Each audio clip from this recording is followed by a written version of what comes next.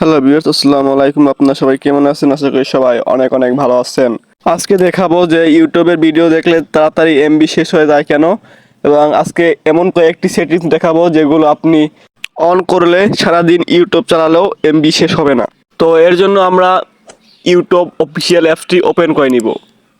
তো YouTube official অ্যাপসটি open করার পর একদম নিচে দেখতে পাচ্ছি যে আমাদের জিমেইলের যে লোগো বা জিমেইলের যে ফটো, একদম নিচে আমরা ওই আমাদের জিমেইলে চলে যাব।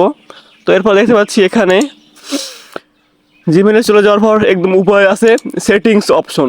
আমরা উপরে সেটিংসে চলে যাব। তো সেটিংসে চলে যাওয়ার পর এখান থেকে আমাদেরকে দেখতে পাচ্ছি এখানে ভিডিও কোয়ালিটি পারফরমেন্স। তো আমরা ভিডিও কোয়ালিটি পারফরমেন্সে ক্লিক করব। তো ক্লিক করার পর আমাদের কাছে এরকম একটি ইন্টারফেস শো করবে। তো এখান থেকে দেখতে পাচ্ছি উপরে যে video quality on mobile networks. তো এই বিষয়টা আপনাদেরকে প্রথমে আমি বুঝিয়ে বলছি।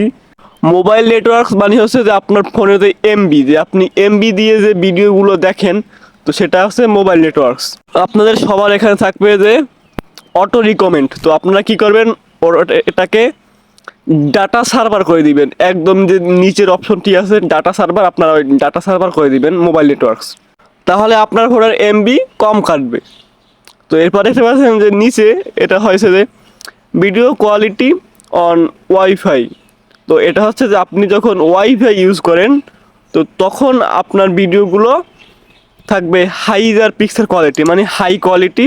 কারণ হচ্ছে আমরা যখন ওয়াইফাই ইউজ করি তখন তো আমাদের কোনো এমবির কোনো প্রয়োজন পড়ে না। তখন যদি হাই করে রাখা হয় তাহলে আমাদের কোনো সমস্যা নেই।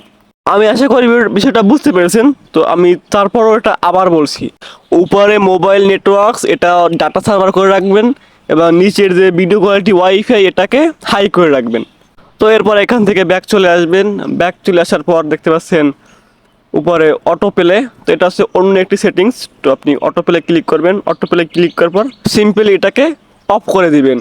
অফ করে দিলেই আপনাদের কাজ শেষ। তো আপনারা এখান থেকে ব্যাক চলে আসবেন এবং আপনাদের কাজ শেষ।